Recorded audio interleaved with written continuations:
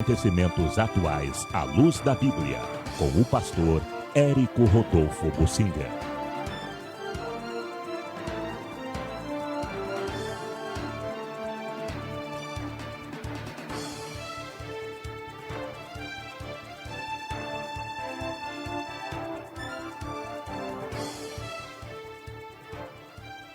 Eu quero fazer alguns comentários visando abrir a sua mente para a vivência da vida cristã em tempos de internet. O Evangelho sofreu algumas modificações radicais em determinadas épocas. No início eram células nas casas que funcionavam espalhadas. A força era o povo, a unidade do povo em espírito. Nada de organização, institucionalização da religião, nada, templos nem pensar e nenhum grande ajuntamento ou coisa desse tipo. Era o evangelho apenas como sal, se espalhando e salgando o ambiente com o testemunho. E foi assim que quando o imperador Constantino deu aquela grande guinada e todos têm como uma conversão, mas não foi conversão, ele só testemunhou e pediu batismo quando já estava à morte. Mas ele mudou radicalmente, passou a apoiar os cristãos. Eles passaram a ser protegidos, valorizados, honrados, engrandecidos e envaidecidos. E isso aconteceu. A institucionalização da religião, isso mudou muito. A seguir, os movimentos monásticos e os eremitas, os ascéticos, que se separavam das cidades porque eles viam que o cristianismo estava tão contaminado, falso e sem poder, que eles queriam viver um cristianismo verdadeiro no meio do mato, sozinhos. Esse movimento durou muito tempo. Uma outra grande fase de mudança foi com a Reforma, o Lutero que deu o grito e depois o Calvino que institucionalizou a religião do ponto de vista protestante. A grande parte dos protestantes, dos evangélicos de hoje, seguem ainda o modelo de Calvino, uma igreja local. As pessoas são membradas, existe um corpo dirigente, existe um templo, os cristãos arrolados, membrados, passam a ter compromissos uns com os outros, dão o dízimo para a igreja, não trabalham no domingo, se reúnem periodicamente para dar culto a Deus. Isto é o modelo mais usado ainda hoje, 500 anos depois do tempo de Calvino. O Calvino escreveu muito, um conjunto de livros dele chamado Institutas, de grande valor teológico, sem dúvida nenhuma, e valor prático também. Mas o tempo mudou, de 500 anos para cá muita coisa aconteceu. Alguns avivamentos tiveram lugar, algumas dissidências da igreja e vários outros movimentos, como o movimento pentecostal, que trouxeram grandes mudanças, mas a forma de os cristãos cultuarem a Deus ainda continua como na época de Calvino. Um templo, reuniões, com o povo todo assistindo, alguém lá na frente dirigindo, isso ainda continua. Esse modelo que o Calvino estabeleceu. Mas nós estamos em uma época em que já grandes mudanças aconteceram. Em vários países do mundo, os cristãos estão sendo perseguidos, proibidos de fazerem templos, e nos países ocidentais, onde havia liberdade de construir templos, em muitos lugares essa liberdade já está sendo tirada. A liberdade de se reunir em países ocidentais e democráticos também está ameaçada. Em muitos países estão sendo proibidos de se reunirem, por exemplo, no Canadá, vários países da Europa. E em alguns desses países, a perseguição vai ao nível de reuniões caseiras. Por exemplo, na Alemanha, quando alguém resolve fazer uma reunião em casa, os próprios vizinhos denunciam que tem muita gente de fora ali causando ajuntamento e chamam a polícia. De certa forma, então, ser cristão em países assim está cada vez mais difícil. Com a pandemia, nós cremos que o diabo que rege este mundo está empurrando os crentes para a internet, que é mundo controlada pelo diabo. O dono da internet é o diabo. Ela é, na verdade, um instrumento de comunicação que pode ser usado pelos cristãos e deve ser usado pelos cristãos como um instrumento, mas é vigiada. A internet está cada vez mais vigiada. Estão utilizando a inteligência artificial para mapear o conteúdo que é publicado e conhecer a natureza das pessoas que estão na internet. As pessoas são identificadas. Dependendo de uma postagem sua, logo a seguir você vai receber um monte de publicidade com respeito ao assunto que você trouxe ali. E isso acontece no ambiente religioso também, quando você faz uma postagem religiosa. Ou seja, a internet está cada vez mais controlando a vida das pessoas, identificando as pessoas e já colocando as pessoas numa situação pronta a serem fiscalizados ou até presos, dependendo do que postam ali. O Brasil, de certa forma, já está entrando nessa era também.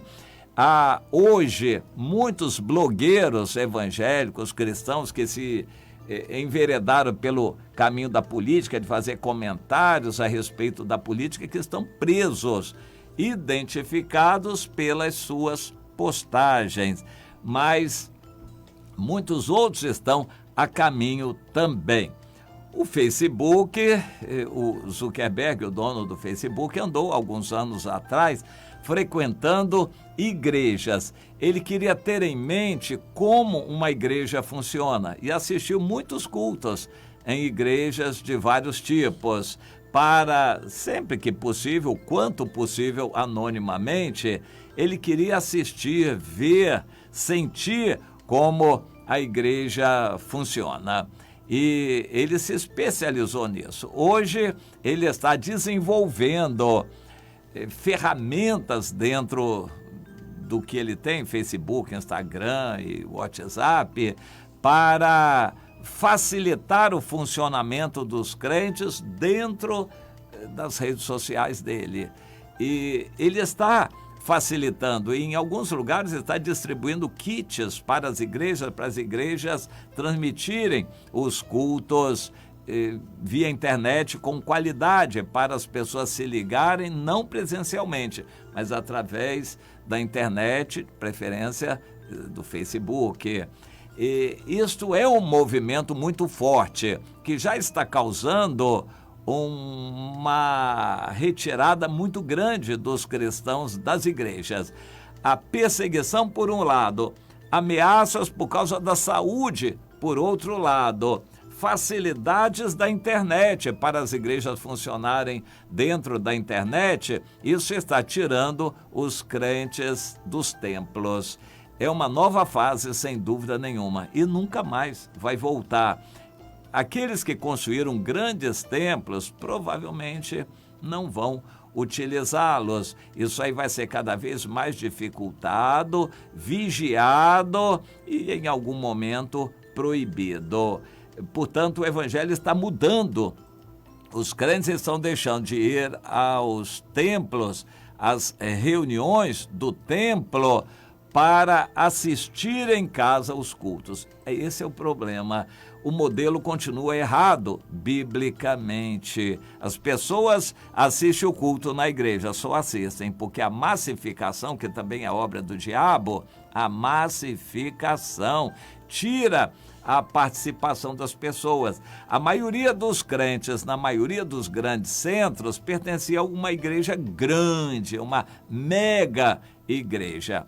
Na Coreia do Sul morreu recentemente o Paul Yong-cho, que mudou de nome para Davi Yong-cho, que se gabava de pastorear a maior igreja do mundo. Não era. A vizinha dele, Igreja Batista de Yonsei, tem mais membros e mais arrolados e comprometidos do que a igreja dele, do Evangelho Pleno de Ioído. A Igreja Batista de Yonsei tem 850 mil membros, bem maior. Mas, de qualquer forma, esse gigantismo não é de Deus. Os coreanos têm facilidade de aceitarem esse gigantismo, mas no mundo ocidental também, as mega igrejas com mais de 1.000, 2.000, 5.000 assistentes, isso aí se multiplicou. Em mega igreja desse tipo, com mega ajuntamentos, as pessoas não fazem nada mais do que assistir. Claro que são chamadas para ficarem de pé, para darem ofertas, etc., mas não há nenhuma possibilidade de participação. Se Deus der revelação a alguém, não há mínima possibilidade de aquilo ser considerado. A programação já está toda muito ensaiada, preparada, os participantes dirigentes já estão definidos, ali não tem muito espaço para improvisos. A pessoa não participa, só assiste. Isso já nega grande parte da vida cristã. A vida cristã não é para assistir, é para você viver, participar, é para ter comunhão, não é para assistir e ter contato e ver pessoas, é para você ter a vida em comum e aperfeiçoar a sua vida em comum. Uma das conclusões a que chegamos é que não dá para ser cristão em uma mega igreja. Você vai ser um religioso assistente, mas um cristão praticante não vai conseguir. Você tem que fazer parte da comunhão, ter a vida em comum com um grupo pequeno e ter um líder pessoal bem definido. Não é o pastorzão lá que você vê uma vez na vida, outro na morte e só assiste de longe. Não.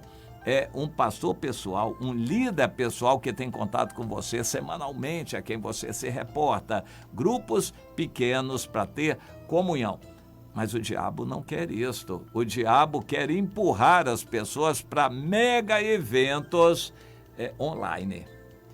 O grande pastorzão lá, celebridade, o midiático, o pregador, ele avisa que em tal hora, em tal momento, ele vai fazer a pregação, o show ali vai acontecer. Era presencialmente, agora é através da internet. E, claro, os donos da internet estão felizes da vida. É utilização da internet, mais e mais pessoas que estão deixando o seu nome, sua assinatura ali para serem usados pela internet, ou seja, o diabo está tirando as pessoas dos mega eventos das igrejas para os mega eventos online, o que continua não sendo o plano de Deus. Bem, e o que nós fazemos? Vamos usar a internet, vamos usar as redes sociais para comunhão. A diferença é muito grande. Você não vai assistir nada e nem ficar só reciclando abobrinha. Porque mensagem bonita, olha que legal, aquela live lá, aquela palavra do cicrano, aquela musiquinha gostosinha lá. Isso aí pode até ter sua utilidade, mas não é comunhão. Comunhão é quando você usa as redes sociais para se dirigir a uma pessoa, abrindo seu coração ou conversando sobre a vida daquela pessoa, compartilhando sua experiência ou dela, confessando seu pecado, abrindo confissões e sua intimidade com a outra pessoa, a pessoa com você, isso é comunhão espiritual e tem que redundar em atitudes e concertos e oração, comunhão.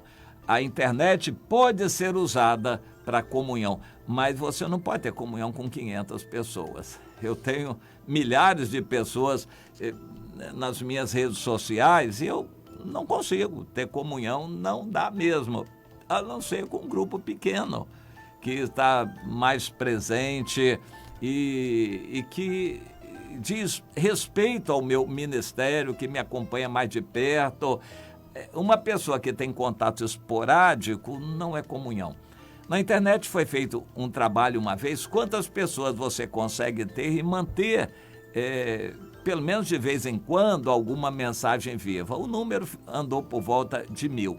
Mais de 1000 pessoas é impossível você ter comunhão com elas, elas vão apenas te assistir. E tem que ser um número pequeno que você consiga lembrar delas, mandar alguma coisa, ler alguma coisa ou receber, ouvir alguma coisa que elas mandam. A gente não pode ter comunhão com muita gente. Mas isso é uma vaidade que Satanás coloca no coração. A pessoa diz, puxa, eu fiz uma live, viralizou, tantas 1000 pessoas viram, aí ele se enche de vento.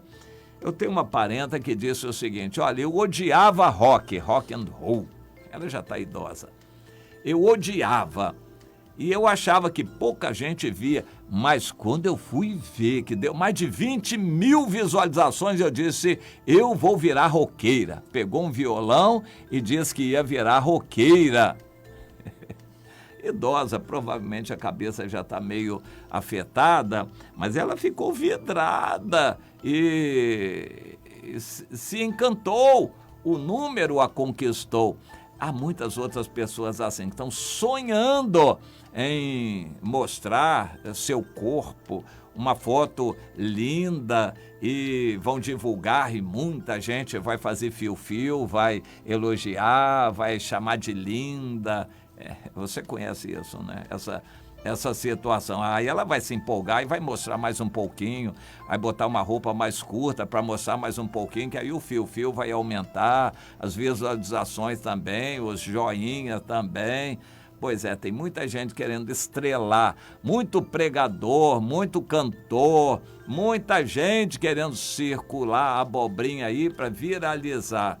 Isso não é vida cristã, não é evangelho. Evangelho é quando você usa mesmo as redes sociais para falar de uma vida comum, problemas e situações suas que dizem respeito a outra pessoa e a outra pessoa participa da sua, você participa da dela e aperfeiçoa o crescimento espiritual, o entendimento de princípios em comum. Isso é comunhão. Nós temos que caminhar nessa direção.